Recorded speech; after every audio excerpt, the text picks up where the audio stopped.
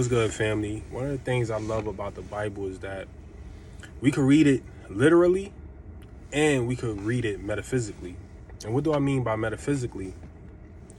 I mean that we're looking at it past the surface. We're looking at it from a deeper understanding, the symbols, what they mean, and how we can get to the truth on a deeper level. And what the Bible is I absolutely, like, now that I've learned how to look at it from a metaphysical, and I'm still learning. I know I could go deeper with it. I know I can. And the more I learn, the more I grow, I'm gonna have more knowledge. I'm gonna be able to tap in deeper. But it's so many different ways where we could take the Bible and look at it. A story can have 100 different metaphysical meanings, one Bible story or more. And all of them, at the end of the day, can and should lead to the truth. And your truth might not look like my truth. My truth might not look like the next person's truth, right? But as long as we can understand where the next person is coming from, and we're open-minded enough to hear, listen, and follow, and some things we can apply, some things we might not. We'd be like, I can't apply that to my life. Maybe not right now, maybe in the future. Who knows? And so one of the stories that I want to tap into is the Adam and Eve story. Now, for the people who have never read the Adam and Eve story, I just want to give you a quick breakdown. So, God came through. He's like, he wanted to make a creation. He created the earth, the water, the land, the trees, the birds, the bees. Then he created Adam, right? So after a while, God was like, nah, this not hitting right now. And I'm using my own words. I'm using my own words. He's like, yo, we need some sex on the scene. Like, so he pulled up, he put Adam to sleep. So he pulled up Eve. He like, yo, we need some excitement on this earth, right? So we need to put the man, we need a woman, so that they can make some creation. They could multiply this situation right now. And so, now you got Adam, now you got Eve on the scene. And God told them, like, yo, listen, y'all have all of these things that y'all can do. You could eat this, you could do that, do this, do that, blah, blah. But just don't eat from that tree.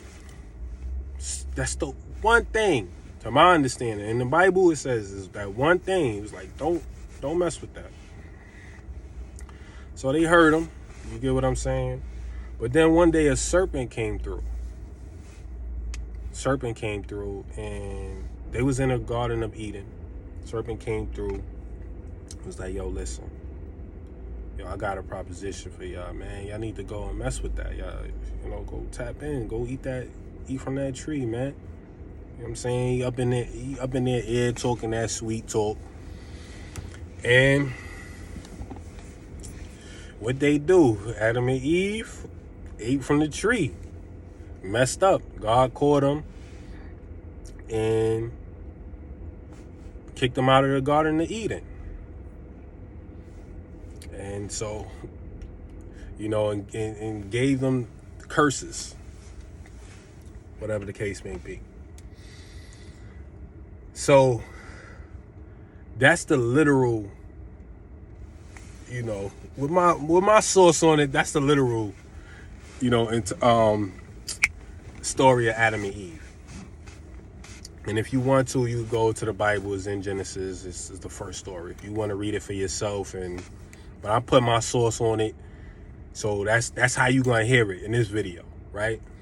Now, one of my metaphysical understandings of that Bible is I look at God as the higher self, our higher selves. I look at Adam as the masculine. He's a man. Typically, the man is called the masculine dominant. Eve, I view her as the feminine, typically the woman. It's considered the feminine dominant of the groups, right? I view the Garden of Eden, our purpose, our mission, where we're supposed to be. I view the serpent as desire. Why do I call, the question could be, why do I call this the serpent desire? Because, you know, sometimes, no, all the time, we see something that we know we're not supposed to have, and we get that energy that pulls us to going and doing it, and not tapping in with our higher selves, not listening to what we supposed to do. Our higher self giving us that internal guidance, like, no, you're not supposed to do that. So that's where I get the serpent being desire. Now, how does this metaphysical understanding in this story, how can we apply it to our life? When we look at Adam and we describe the masculine, it's direction, purpose. When we look at Eve, the feminine, that's the emotion, the energy, right? Energy, emotion. And I look at Adam, the masculine, logic. And if we lean too far over into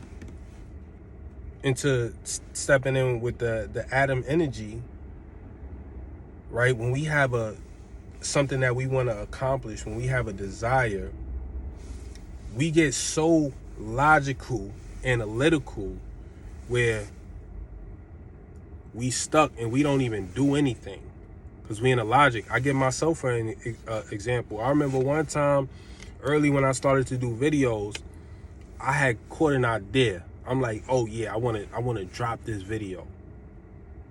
But I'm sitting there like, yo, all right, I gotta break it down. This joint gotta be perfect. Hold on, I gotta wait. I gotta make. And I'm so logical about the video, I never ended up doing the video because I was caught up in my head. Everything I had to make it so rational. I had to make it so logical that there was no movement at all being done. Right? All I needed was the direction. Where am I going with this video? But I needed to make sure I had all the words laid out. Everything had to be right. The time got to be right. Everything. I got to drop it at the perfect time. You know, like all types of nonsense that had nothing to do with nothing. Just get it done. Plan. Keep it simple. Outline it. Go. Get it done. But I was so logical. I was so in that Adam energy that I couldn't do the video. Then I think about, okay, the Eve energy. What about times where I was emotionally driven? I think about a time where I wanted to get sneakers. Yep. I wanted to get some sneakers, and something inside of me said, yo, wait until next week. Wait until next week. I'm like, nah, I gotta get them shits right now. It's lit. I was excited. Excitement is emotion. See, we tend to call emotional the negative emotions. But emotions is the positive emotions as well. So I was excited about these sneakers. I'm like, it's lit, it's on. And so I went and copped the sneakers. Next week, them joints dropped down to like, it was like $40, $50 less, cheaper. I'm like, damn, I could have got those sneakers, got me a couple of shirts, 2 shirts, or whatever the case may be to rock with the sneakers if I would have just stayed patient. If I'd have listened, if I would have tied in that logical with the emotion and like, hold on. And the message that I was receiving from the higher self that was telling me, yo, wait until next week. It's no rush. It's no rush. And then how I see desire is, at the end of the day, we desire is that idea that comes up for us. That idea that comes up for us. I believe. And sometimes it can be looked at as the idea. And before we put the logical with the emotion and really create that balance and have them in harmony, we decide to have them in harmony, to have us tap in with our higher selves to make the best judgment and handle it correctly. We just jump out there. Or we don't do anything. We don't tap in enough with the logic, and we just go. We just go like, boom, this is what I'm going to do. And we see where it led to the destruction. There was no logical thinking in that situation from Adam or Eve.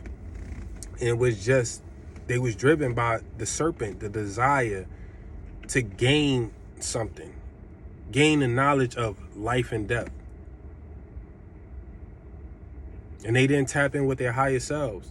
And when we lead ourselves with just pure out desire, and we have our emotion and our logical follow that, what we do is we take ourselves out of our Garden of Eden.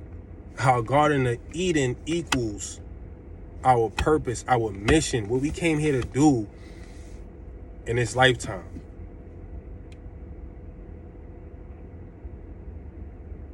And so now what we trying to do is we trying to reverse that. We're trying to find our way back to our Garden of Eden by balancing our masculine energy, our logic, our direction, by balancing our Eve energy, the feminine, our emotion, our energy, our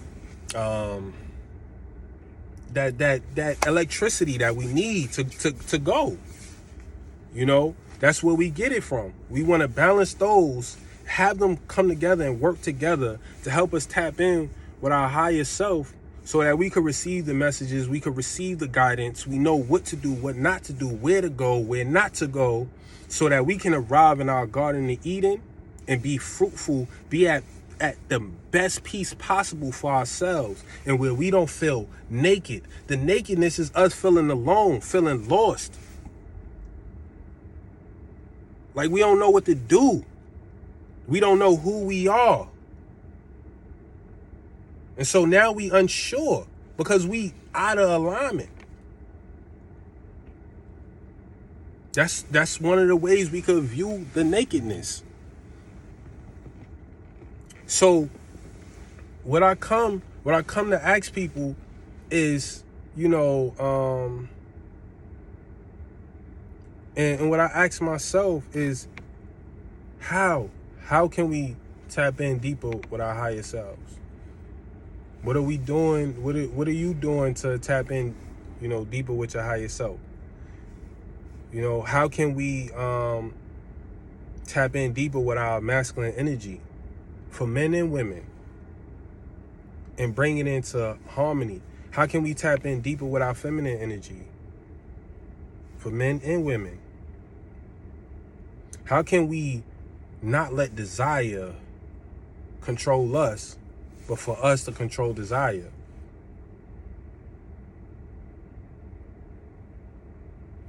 I really want y'all to, think about those questions and really apply those to your life. Let us and give me y'all understanding of the Adam and Eve story. Not the literal sense. I want to hear how y'all view it. How y'all view it. Answer those questions and tell me how y'all view the Adam and Eve story, and how,